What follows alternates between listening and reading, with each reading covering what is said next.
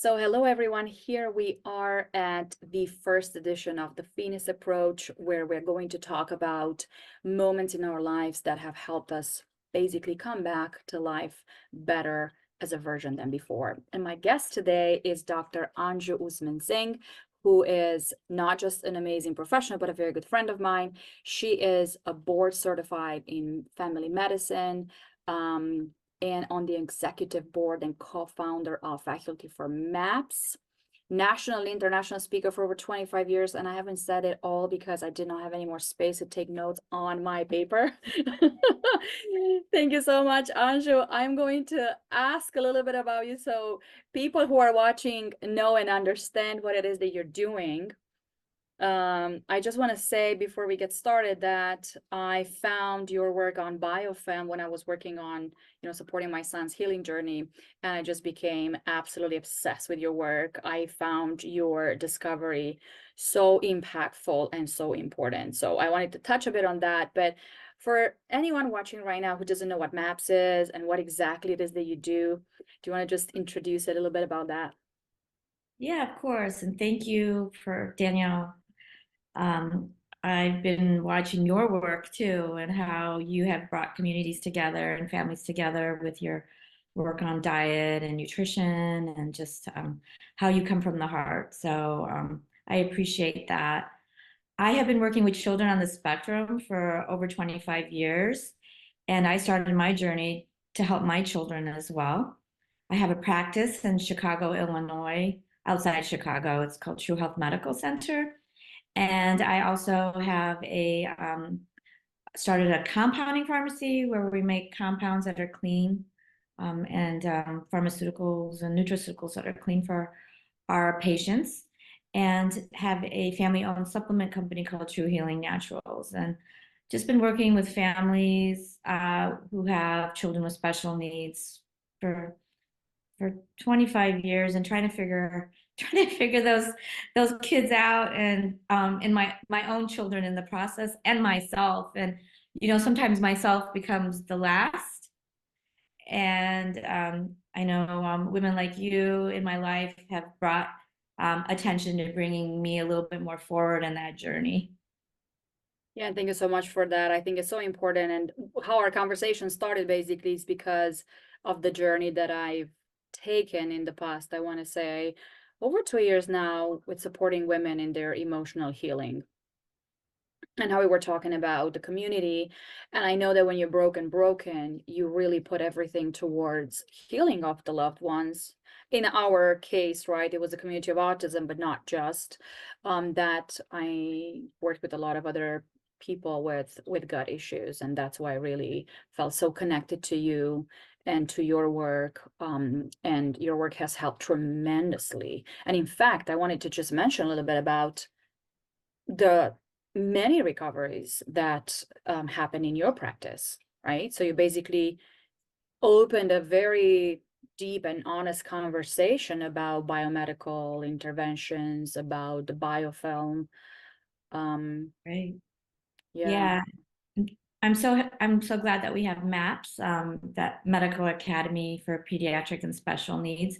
It's a way of training doctors over the years. We started in 2012, and we've been training integrative functional medicine type doctors to deal with pediatric issues, because that's not something that a lot of functional medicine doctors are trained in. They're not trained in pediatrics at all. exactly. And so this whole concept of healing our children from the inside out, not just looking at the symptoms and looking at whatever diagnosis they have, which is usually psychiatric, but it's, we don't think it's psychiatric, we think it's medical. And Exactly. and this concept of the gut brain connection is huge. I mean, we understand that our brain can affect our gut, but our gut can affect our brain too. And a really important concept I think people don't get is that, we think of brain chemicals or neurotransmitters, and the first thing we think of is brain. And more neurotransmitters are made in our gut than in our brain. So a huge key to healing medically anybody, especially children with immune issues, like our autism families, children, a huge key is the gut, Yeah. diet, nutrition, um, healing the biofilms, pathogens, using things like probiotics, prebiotics, all enzymes, all that is really valuable. Yeah. And it's so interesting you're saying that. I love that you're saying that, because that's why I felt like, when we look at diet, we don't want to look at something that is restrictive, but something that is nourishing and healing, and something that it's able to reach, right? No matter how the state of the gut would be. Um, and in my work lately, I talk a lot about epinutrients and epigenetics, and kind of blends in the biology with, in my case, working with the mothers of the children in the autism community, or many other women that start now to understand the impact of emotions on not just the gut, but the overall health. Yeah, and I think that this whole idea of toxicity, when we think about toxins, people think about things like, oh, there's chemicals in our environment, or there's heavy metals, aluminum, mercury, lead. There's mold toxins like aflatoxin or ochratoxin. But I think we forget about the toxicity from stress and use, emotions or negativity. I've been in I have different mentors over the years. And one of my mentors talked about how emotions get stuck in certain parts of the body. And my kind of concept about those stuck emotions is where those stuck toxins are too. So when we release the toxicity, we release the emotion, and vice versa. If we have emotions that are stuck in our body, then when we release that emotional block or trauma, then we also release the toxins that are sitting there holding it in place. So there's a really, I call it like an amalgam. Like it's a combination of various things, and we all want to feel good. I mean, that's the bottom line. We all want our children to feel good. We want our spouses to feel well. We want to be well physically, mentally, emotionally, spiritually. And to do that, we have to work on all levels. Yeah. And I love how you said that, because I have seen it so many times in my practice where, people talk about affirmations and all those things all the times, but it's not really enough, right? Because I can be aware of something and I really want to change it, but emotion always overrules logic. So I would need support in recoding that information, or in wiring, we call it, or just basically transmitting a different signal to the body. And I wanted to tell you this. One of the moms in your community has sent me a picture the other day, and it was a quote, and it said, "Heal because your child deserves more than the broken version of you." Wow. That's what I said. I found that so profound, and I thought, wow. Because I can speak from my experience in my own journey, and you know that very well. I never realized how broken I was. And then I did not realize what balance meant, what I was supporting my son and supporting the community as well. I did not understand healthy boundaries. And you know how I started feeling unwell myself, because I was just reacting and doing things out of this huge sense of responsibility. And I did not understand how I could balance that out, because I had a different belief about myself and about the world.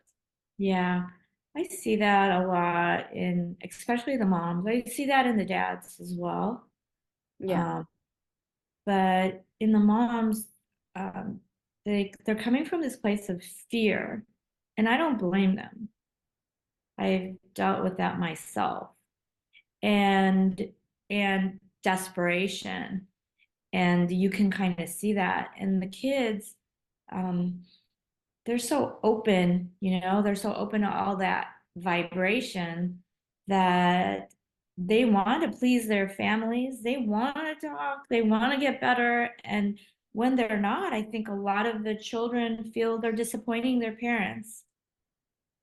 And it's a big, that kind of concept of feeling your parents are disappointed in you, like that's the worst thing.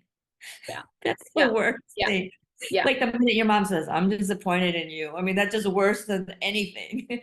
Yeah. And we're not saying it to our children, but we're like, okay, how come we're not doing this, or how come we're not doing that, and you can just feel it. And I think that comes from our own things, our own feelings of guilt and our own feelings of insecurity and our own feelings of not being good enough, or a lot of that stuff that is hidden deep inside from the past. Exactly. And I love you said that, because that's what I was going to tell you. I feel like a lot of us, and I see a lot of women in my practice as well, just kind of reacting from guilt or moving forward from guilt, or Mm, and not even realizing that that's what's driving the entire life, the belief that it's my fault or I'm guilty for whatever happened. And that's such a heavy burden, I think, it to is. carry. It is. And even when you recognize it, I know I've listened to some of the work that you're doing, and been on some calls, and even when you recognize it, I know I can make a long list of all the things I feel guilty about, a lot. And I recognize I'm feeling guilty, but then I was like, oh, how do I get rid of that feeling? Because I How just do can't I get change rid of it? Yeah. it. Oh, How and do I I? tell other people, don't feel guilty. Don't do that to yourself. I'm Yeah. like, I just want to, I don't know. It's so hard to let it all go. Yeah, and that's what I do, right? I help women change that and alchemize it and transform it into something else. And I always tell my clients, it's when you are so guilty or feel guilty, you feel guilty, your body really becomes the judge and the jail. Mhm. And then we get stuck, and then we get sick, and then we are not able to take care of the loved ones either, or by the time the loved ones, like it was the case of my son, by the time he got better and he was healing and speaking and recovering speech and all that, I was so sick myself, because I just wasn't sleeping, I wasn't eating properly, I had so much guilt, I felt so much resentment and anger and all those other feelings that I was not processing Yeah. properly.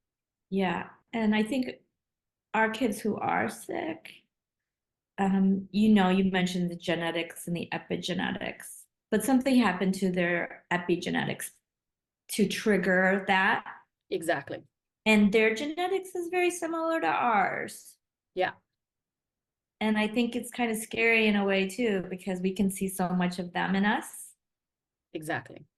Yeah. And, we have the same stuff. And so as we go along this path with them, I always tell my families, it's a lifestyle change for everybody, the whole family. 100%. Yeah.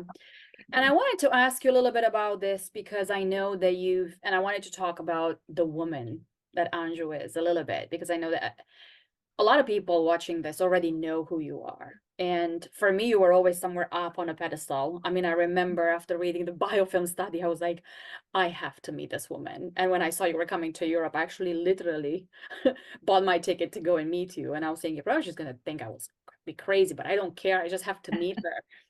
And you were so sweet and so kind. And I remember you were so modest, and you still are. And I'm thinking, wow, this woman, I mean, the science behind everything that you do, the way you look at things, right? And the way you understood all these connections, not just the gut and the bugs and the biofilm, but the emotions, the vibration, the frequencies, everything that you do, um, has obviously brought so many results. And your pharmacy is helping so many people, because you picked up things that are clean and they can be put together without other binders, right? And you Mhm. started from you wanting a clean product for your own family. Right. But behind all this, there's a woman who went through a huge journey, right? Mhm. And since we're talking about the Phoenix approach, and it's all about what happens when, because a lot of my clients would feel, well, I'm in this point where I feel like I'm at the bottom. I don't know what to do. I just feel so bad. I'm in this place. And I always want to show them that, well, you know, when you hit the bottom, then the only way is up, right? But we've been there, and it looks like it's going to be a permanent thing, and it's painful. If we were to pick a moment, or maybe, I don't know, a few moments where you felt like, okay, now you hit the bottom and everything's on fire right now, and everything that I thought I knew is collapsing, what would you say one experience that you could think of right now would be? You know, if people, like you mentioned, you know, people see the outside. It's like that whole idea behind like fake book or Facebook, you know, people see the outside, and I think everybody kind of lives their own hell in a way. I know that everybody has their issues and traumas. One of the moments for me was when my 12-year-old daughter passed away suddenly from a peanut allergy. She accidentally got some peanut butter in an egg roll, which I told her she could eat because I even went and got it. And I was out of the house, and she called me. She goes, "Can I have that egg roll?" I said, "Okay, you can have the egg roll." And then she called me and she said, "My tongue is itchy." And I said, "Okay, I'm coming home, take some Benadryl, and have your sister give you an epinephrine injection. Her sister has diabetes and is really good with shots." And so, and then I told I told her sister to call 911. And I was home within a few minutes and she was gone. And it was just, you know, obviously it's just one of those things where you just can't recover. There's no possible way to recover from that. But you have to go on. You have to go on.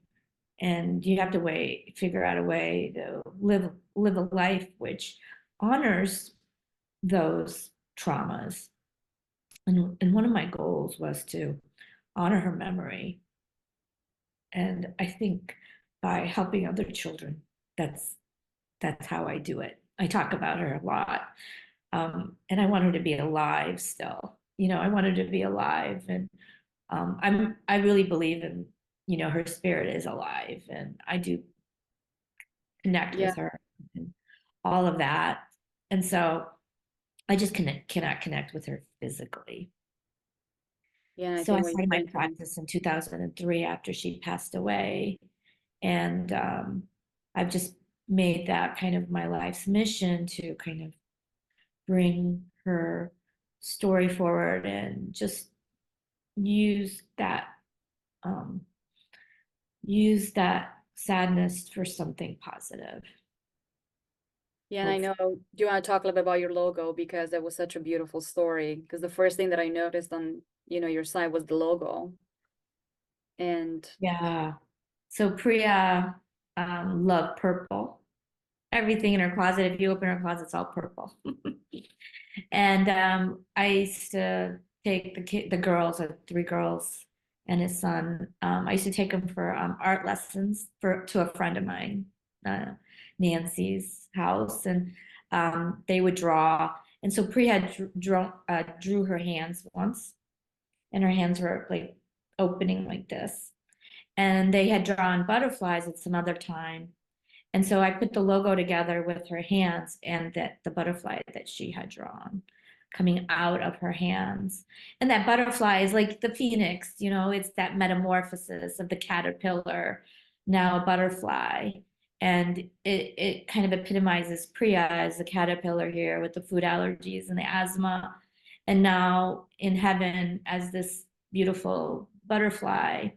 And even all of us, you know, like, you know, we're crawling around like caterpillars trying to do our things. And yet, you know, we have the hope of this butterfly. So that's, you know, that's oh, the that was whole so beautiful. Yeah. logo. I thought it was so beautiful, and Priya's story is so beautiful, and I feel like she's always with you because everything that you do, it's almost like it's interesting, right? How you say it, how that has shifted the life for you, Yeah, completely shifted everything for you. yeah. My other two children have a lot of medical issues. Three children have a lot of medical issues. So it's not all, life I don't think is like that. There's ups and downs, and we have our other moments where we feel kind of like, oh gosh, I went through this and now you're putting me through this, financial worries, worries, relationship worries, worries with my other children. And, you know, um, I think we want to reach that pinnacle, but there are those times where we feel like, we are rock bottom again. And I think it's just, again, another way of opening us up even more. To other experiences and growth. Yeah, another Yeah. layer of this. It's not a one and done. It's not a So one and done. this is a question that, I mean, I know that you've lost a lot, and we can't even imagine what you've lost. And I think this is every parent's greatest fear, right? That something would happen to our children. And I always pray I don't have to experience that in this life. But what do you think that, I don't want to know if, I mean, the word gained, maybe it's not appropriate, but what do you think has sort of transformed for the better for you after the experience with Priya? Yeah, that's a tough one. That's a really tough one because you know, people will say, "Oh, well, if this didn't happen, then you probably wouldn't have your practice or studied so hard." Or I constantly am reaching for, oh, what's the next thing? What else can we do? We learned about methylation, and then we learned about mitochondria, and we were learning about heavy metals, and then we learned about Lyme disease and PANS and PANDAS, and now we're learning about cell danger response and mycotoxins, and it's a constant Never evolution. ending. Yeah, It's an evolution, and I feel like what keeps driving me to learn more. And I think just knowing that every time there is a new discovery or there is somebody who benefits, maybe not everybody. I want 100%. I want yeah, 100% recovery. I want yeah, that. I feel like it's possible. I do really feel in my heart that it's possible because I feel like um, healing is possible on all levels for everybody. 100%. Um, So, I feel like what's come out of it is this kind of unending hope, Yeah, hope for my patients and my family, um, that I just can't give up on because she wouldn't want that. definitely. But how about you personally, as the woman, you Yeah. yourself, as just Yeah. yourself? And I wouldn't want that either. And that's an important question because at some point in time, I may have started out doing all of this for them, and they are a big driving force for me, but it's also a healing journey for me. And I learn a lot. I mean, one of the things I say a lot is that Priya wanted to become a doctor, and she would wear like my doctor's stuff and my stethoscope, and she would draw pictures of herself and she'd look like a doctor, with the everything, and if they asked Priya, what do you want to be, she'd say, I'm going to be a doctor, like my mom. And doctor means teacher, and I feel like Priya, along with my patients, have been my greatest teachers. My parents, I call them my kids. My patients, I call them my kids. they've been my teachers, and like you, we're in this evolution of learning and teaching and growing. Yeah.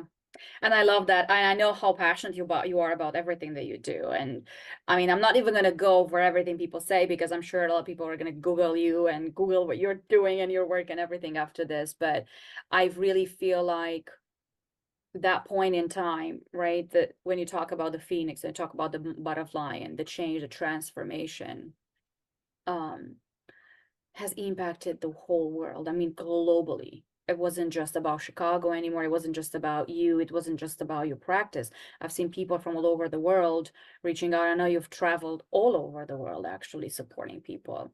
And it started like, when I say a little snowball effect, and now it's been rolling up and up and becoming a bigger thing. So look what you've done with MAPS. Look how many doctors you have trained, all the protocols that you put together, thousands and tens of thousands of children and then their families, right? Because I know I send people to your site for the best pure compounds that you create. So you really are a driving force, I want to say, in this healing journey for a lot of people. Thank And you. yeah, and thank you so much for sharing the story because It's hard to take in sometimes, like you yeah, know how people don't take we're easy to take criticism, but like to take something positive and to like let it sit in your body and hold it there. And I appreciate that. I appreciate that. Because yeah, I'm at that certain age. I'm getting to be that age. I'm gonna be 60 this year. And that's a privilege for a lot of people, right? We were talking yeah, about it. you, That's awesome. you start thinking about it. Like you start thinking, how am I going to leave a legacy, or what's going to happen when I'm gone?